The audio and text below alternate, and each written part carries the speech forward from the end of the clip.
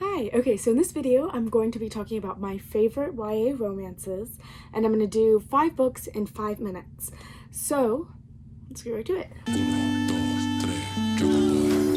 As someone who used to read basically only YA romance novels, and I love them, that's all I ever read constantly.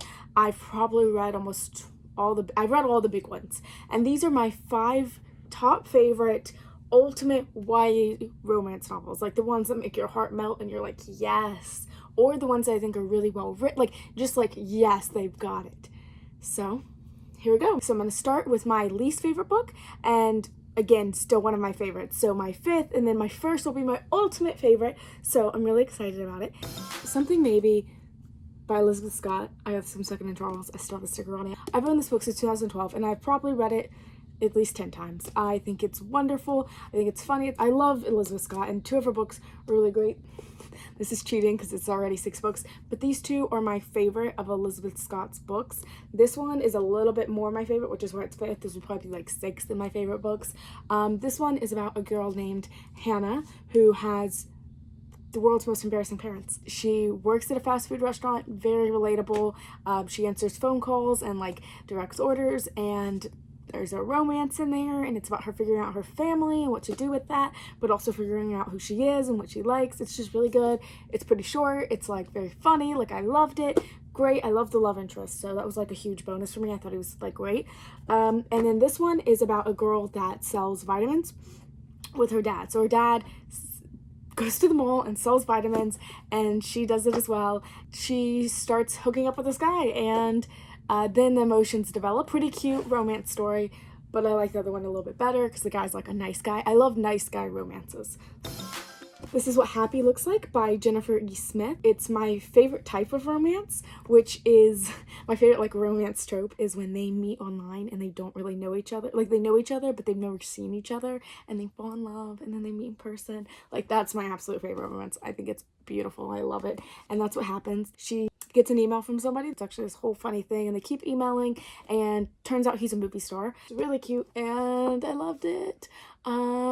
I also really like Field Notes on Love. I think that's what it's called, also by Jennifer E. Smith. I think that one is also really well done and really funny and really gets you if you love to do something but you feel like you're not doing it the best you could.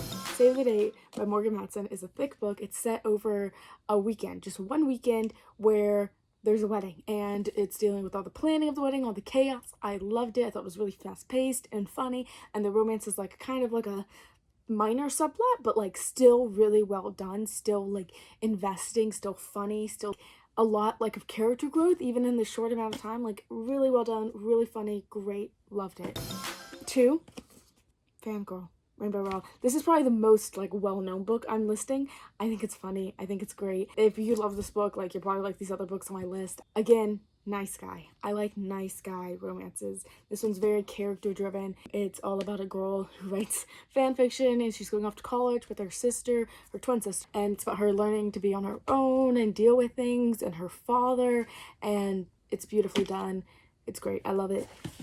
And then my absolute favorite YA romance novel is Tell Me 3 Things by Julie Buxbaum. I love this book. I recommend it to everyone. It's a very cheesy romance. It's oh, my heart. And I mean that in the best way. Beautiful writing.